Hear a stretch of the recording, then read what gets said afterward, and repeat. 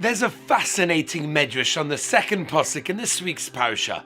Moshe Rabbeinu was told by the Rabbi Shalom to tell Klal Yisrael, Kedoshim tiyu, be holy. Why? Ki Kadosh ani, because I am holy.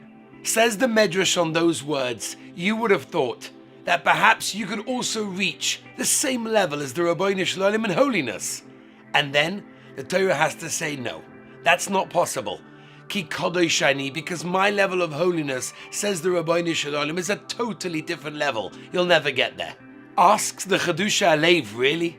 Would we honestly have thought that we can get on the same level of holiness as the Rabbi Shalom?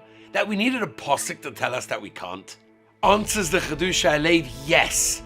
Because if we really looked into ourselves and understood our potential, understood our capabilities, what we can actually achieve, then we would actually believe that we could reach those incredible heights.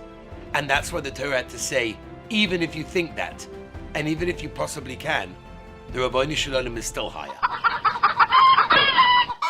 The mashal is given of a chicken farmer that one time had a visitor staying in his home for a few days.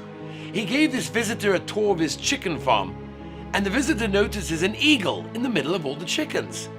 And he says to the farmer, why is there an eagle in the middle of all your chickens hanging around there?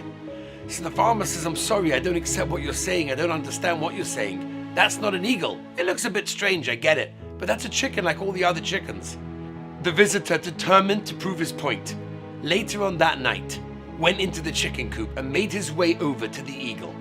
He scoops up the eagle, goes to the window, perching the eagle on his hands and says, Eagle, go fly. And the eagle has no idea what to do, just jumps down and joins the chickens all over again. After all, it's grown up with the chickens. It thinks it's a chicken. Night after night, the visitor repeats what he did. And eventually, after a few days, the eagle understood. He spread his wings and he flew away, actualizing who he really was. We look around sometimes and we think, we're just like everybody else. We can't do anything special. And we often fail to realize who we really can become. The Rebbe of Aaron of Karlin was once asked by his Hasidim, what is the greatest sin of all time?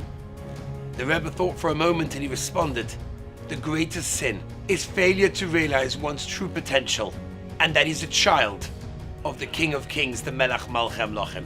The message of this week's parsha is exactly that. Kedoshim tiyu.